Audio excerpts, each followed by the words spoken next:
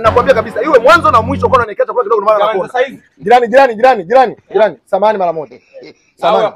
Kwa hiyo unataka hapa ndani na kuna kazi nataka niwahi. Samahani mara moja nakuomba njoo, nakuomba. Shida nini sasa? Hivi blaza kama ndo wewe mwanamke wako unamwachia hela anapika chakula kidogo unakula ushibe na unapojua kabisa wanaume tunafanya kazi ngumu inatakiwa tule tushibe. Sasa kama ni hivyo unakosea jirani. Kwa sababu gani? Kwa sababu mtoto wa kiume anapoenda kupambana akirudi anategemea kule chakula chenye nguvu wala ashibe ili kesho apate nguvu ya kwenda kugombana. Wewe unajua hela ambayo anaiacha mpaka anakutana na hicho chakula. Anaacha hela kidogo, anataka kukutana na chakula kingi. Kinatoka wapi? Sasa kama ni hivyo unakosea. Kwa sababu gani?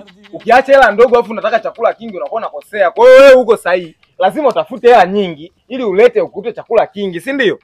Hiyo ndo kawaida ya. Lakini jirani, swala la hela kingi, hela ndogo na chakula kingi ni vitu viwili tofauti. Mtu anatakiwa hela kama amepika ugali uwe mwingi apike kilo export ijaye. Kama anafanya nini? Aweke chakula kijaye. Kama ni hivyo unakosea. Unajua kwa sababu gani? Kama inatakiwa kama ni chakula pika chakula kingi weka kwenye hotpot. Ili mtu akitoka kule anakuta chakula kingi hipo kwenye hotpot.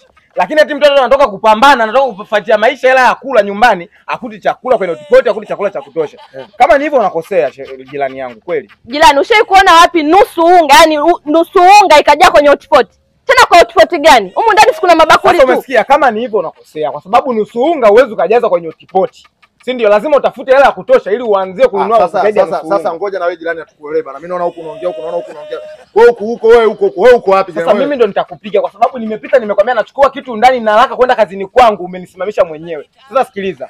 Mimi kama ni hivyo nyinyi ndo mnakosea. Kwa sababu mtu akiwa na kazi zake haitakiwi kumsimamisha ili awe kazi zake. Basi jirani, sawa. Nenda endelea na kazi. Unasikia mke wangu? Bora tufokeane sisi kwenye huyu atatuua. Umesikia? Uwezi ukamuua. Kwa sababu gani? Wewe utakuwa uko sahihi.